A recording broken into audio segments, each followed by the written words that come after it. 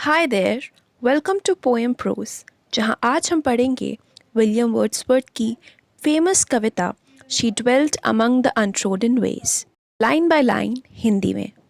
को समझाने के लिए मैंने इस वीडियो को कुछ पार्ट्स में डिवाइड किया है, जैसे कंटेक्स्ट या background, publication, structure, line by line explanations और थीम्स।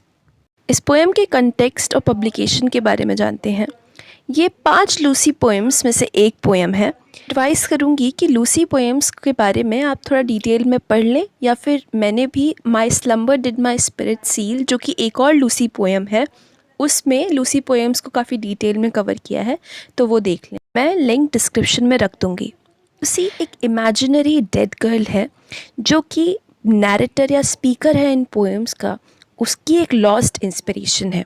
यहाँ पर ये बहुत ज़रूरी है कि हम हमेशा अज्यूम ना करें कि पोएट ही स्पीकर है पोएम का। पोएम पोएट ने ही लिखी है, लेकिन स्पीकर कोई और भी हो सकता है। तो जो स्पीकर है इस पोएम का, उसके लिए लूसी लॉस्ट हो चुकी है, और वो उसी के थ्रू ब्यूटी, लव, डेथ जैसे थीम्स को एक्सप्लोर करता है इन 5 पोएम्स में। पोएम में पोएट लूसी की जो अकेली आइसोलेटेड लाइफ है उसको दिखाता है। पोएम रोमांटिक एज के पोएट विलियम वर्ड्सवर्थ ने 1798 में लिखी थी, जब वो 28 साल के थे, और लिरिकल बैलेड्स के सेकेंड एडिशन, जो कि 1800 में छापा गया था, में ये पहली बार पब्लिश हुई थी। इस पोएम में 3 स्टैंजाज हैं, और उन तीनों स्टैंजाज में 4-4 लाइन्स हैं।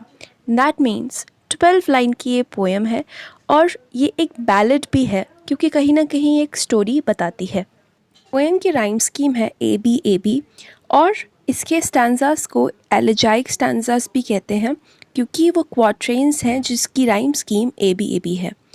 इस पोएम का मीटर बैलेड मीटर या कॉमन मीटर भी कहलाता है, क्योंकि वो एक ऑल्टरनेटिव कॉम्बिनेशन है इयैम्बिक टेट्रामीटर और इयैम्बिक ट्राईमीटर का।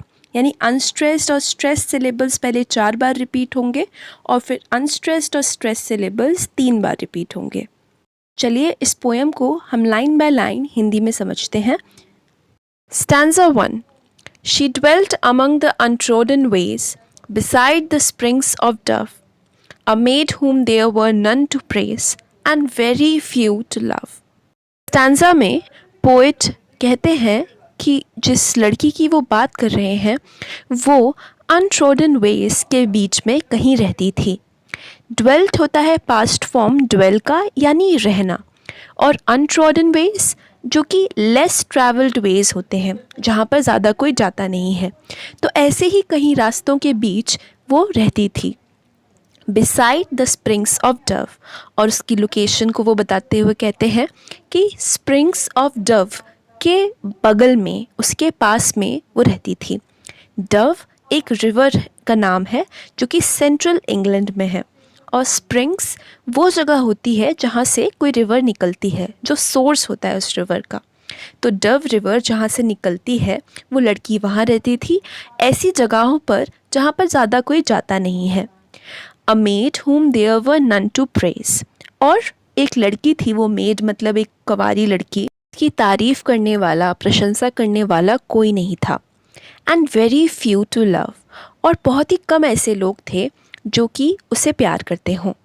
यानी एक सुनसान अकेली जगह पर, जहाँ पर डव रिवर निकलती है, वहाँ पर वो कुंवारी लड़की रहती थी, जहाँ उसकी तारीफ़ करने वाला कोई नहीं था और प्यार करने वाले बहुत कम थे। 2 पढ़ते हैं। A violet by a mossy stone, half hidden from the eye, fair as a star when only one is shining in the sky। Lines में पोएट लूसी को कंपेयर करते हैं किससे? A violet by a mossy stone, half hidden from the eye. वो कहते हैं वो लड़की जो थी, एक वायलेट का जैसे फूल होता है, जो कि एक काई लगे पत्थर के बगल में उगा होता है, और क्योंकि वो पत्थर से आधा दबा हुआ है, आधा उसके नीचे छिपा हुआ है, इसलिए वो हाफ हिडन होता है आई से, हमें हाफ ही दिखता है हमारी आँखों को। वैसी वो थी, और फेयर एज अ स्टार, और स्टार जितनी सफ़ेद, उजली, प्यारी थी वो, जैसे जब स्टार केवल एक होता है स्काई में। जब एक स्टार स्काई में होता है तब वो कितना अच्छा लगता है, वही केवल चमकता है। वैसे ही जो लूसी थी वो चमक रही थी। तो यहाँ पर पोएट ने मेटाफर और सिमिली का यूज़ किया है कि लूसी को उन्होंने डायरेक्टली एक वायलेट कहा है, तो ये मेटाफर हो गया। और फेयर एज अ स्टार में वो कंपैरिजन एज लगा के कर रहे हैं, तो वो सिमिली हो गई। नेक्स्ट स्टैंजा पढ़ते हैं, that is stanza number 3। She lived unknown and few could know when Lucy ceased to be. But she is in her grave and oh, the difference to me. Poet कहते हैं कि Lucy जब वो जी रही थी, जीवित थी, तब वो अननोन थी, कोई उसे जानता नहीं था। And few could know when Lucy ceased to be, और कुछ ही लोग थे, बहुत कम लोग थे जिन्हें ये पता चला कि कब लूसी नहीं रही। सीज मतलब होता है बंद हो जाना, यानी लूसी का जो जीवन था वो कब बंद हो गया, ख़त्म हो गया, ये भी कुछ ही लोगों को पता चल पाया। But she is in her grave and oh, पर अब वो अपनी ग्रेव में है, अपनी कब्र में है, यानी मर चुकी है। द डिफरेंस टू मी, पर देखो मेरे संग कितना बड़ा डिफरेंस हो चुका है, मुझ पर कितना फ़र्क पड़ चुका है। मेरी ज़िंदगी बिल्कुल पहले जैसी नहीं है उसके जाने के बाद। इस पोएम के थीम्स को डिस्कस कर लेते हैं। पहला थीम है इस पोएम का एप्रिसिएशन, ब्यूटी और वर्च्यू का, यानी कि पोएट पूरी पोएम में लूसी जो लड़की है उसकी अलग अलग क्वालिटीज़ को अप्रिशिएट कर रहे हैं, उसकी प्रशंसा कर रहे हैं। क्योंकि इस पूरी पोएम में ये साफ़ किया गया है कि लूसी जहाँ भी रहती थी वहाँ पर बहुत लोग नहीं थे, कोई ज़्यादा उसको जानता नहीं था, अनट्रॉडन वेज में रहती थी, वो अननोन थी। तो इसलिए कहीं ना कहीं जितनी वो अच्छी थी, जितनी उसके अंदर सुंदरता थी, उसे उतनी अप्रिसिएशन नहीं मिलती थी। वो कहते भी हैं कि उसे कोई प्रेज़ करने वाला नहीं था। तो पोएट इस पोएम के थ्रू लूसी को याद करते करते उसकी प्रशंसा कर रहे हैं और उसकी सुंदरता, उसकी अच्छी क्वालिटीज़ की भी प्रशंसा कर रहे हैं। इस पोएम में पहली ही लाइन से हमें बता दिया जाता है कि लूसी अनट्रॉडन वेज पर रहती थी और बड़ी ही रिमोट, बड़ी ही दुनिया से अलग थलग जगहों पर रहती थी।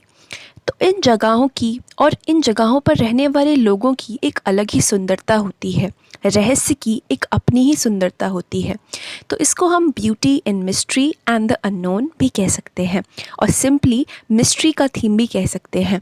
लूसी को कोई जानता नहीं था, लेकिन फिर भी वो इतनी सुंदर थी, और शायद इसीलिए थी क्योंकि वो उसे कोई जानता नहीं था, कोई बार बार उसकी सुंदरता को उसे याद दिलाने वाला नहीं था। तो जो सुंदरता खुद ही हो, उसे किसी की प्रेज़ की ज़रूरत ना हो, यूं ही एग्जिस्ट करे, वो अलग ही तरह की सुंदरता होती है। थीम सिंपली लव है, लेकिन सबसे ज़्यादा गहरा थीम यही है। लूसी एक ऐसी जगह पर रहती थी जहाँ पर उसे कम ही लोग प्यार करते थे, कोई जानता नहीं था। लेकिन पोएट का जो लव है लूसी के प्रति, वो इतनी दूर दराज की जगहों में भी उसे याद करता है, उसका पीछा नहीं छोड़ता। और लूसी के जाने के बाद भी, जहाँ अब किसी को फ़र्क भी नहीं पड़ता कि वो जा चुकी है इस दुनिया से, वो स्पीकर की लाइफ में एक बहुत बड़ा डिफरेंस डाल रहा है।